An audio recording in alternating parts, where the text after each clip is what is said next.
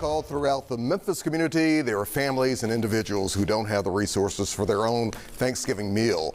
One city councilwoman is offering them not just a meal on Thanksgiving Day, but also a way to connect with each other and the essential resources that they need. We're joined now by Councilwoman Yolanda Cooper-Sutton and Hope Activated founder Randy Taylor. Good to have you both here. How is everybody doing today? Doing amazing. We tell the Lord thank you.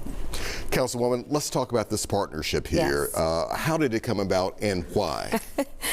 Well, it came about because the work that he has been doing since 2021 and the amazing impact that he has had on the community really touched my heart when I met him through another organization, and we decided to partner together. And we've been partnering together ever since. Mr. Taylor, what are you seeing as being some of the needs of our community these days, especially to say with Councilwoman Cooper-Sutton, I need to be a part of this, we need to be a part of this to help our neighbors? Well, what our organization is a youth mentoring organization. The name of it is Hope Activated. Okay. And so we work directly with our young people. And so, like you said, what is something that's really needed in our communities is just that mentoring for our young people.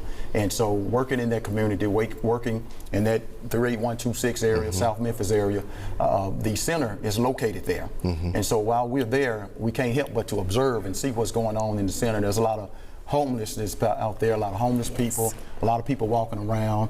It's a disparity. People are panhandling, and so we know that there's a need. There's a need for food. There's a need for people's needs to be met. And so moving into this season, God just put it on our heart to go in this direction, and started sharing and spreading the word, and good people like Councilwoman here started jumping on board, because I just believe that when God puts something in our heart like this to do, that all he needs is for us to say yes. And then the way is made. And so she's a part of the way. So, Councilwoman, how does this all affect you? I know you are out and about almost 7 days a week, if not more, if there were more days. You are talking with people in your district. What type of disparities, challenges are people facing to say, we have to step up? Everyone that's imaginable. Food. Not enough money. Mental illness, anxiety, housing, you name it, it exists. And for Randy to be in the heart of it, he could have chose any fancy building, could have gone anywhere, but he sits in the heart of it. And so where it's available, someone is always there ready to receive and ready to give back. And the greatest gift is love, is to give back. And once you can share that gift, it covers and it helps to extend everything else that's needed. So let's talk about what's going to be going on that the two of you have planned to help so many people. What's out there? You're talking about Thursday? Yes. Thursday. Thursday is the day. We have been planning and meeting and strategizing and connecting. And so Thursday is showtime. And so what we're going to do, we're going to start. And we also have partnered with TVA and Republic Services and my church, Bishop Linwood Dillard, the Citadel of Deliverance. It's a few people that have joined with us, few organizations, and that's because they have a heart to give and feel this need as well. And so Thursday, we're going to kick off at 10 a.m., which we're going to feed. You're starting early. Yeah, we're going to start early because it's Thanksgiving, and we have people who are sacrificing their Thanksgiving day to come over and volunteer to help us carry out this mission that we have. And so we'll start at 10. We'll open the doors at 10 as far as serving. So we have hot meals, hot Thanksgiving dinner for whoever shows up, first come, first serve. We're prepared to feed 500 people. And so we're also going to have a turkey food box giveaway.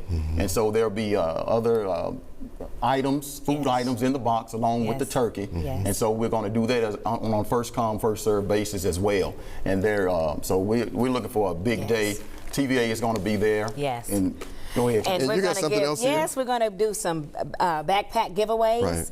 We understand that when school starts in August, there's a great need. There's also a greater need. The children are out, and then when they start back, they can have a little new backpack and pencils and things to go back with them.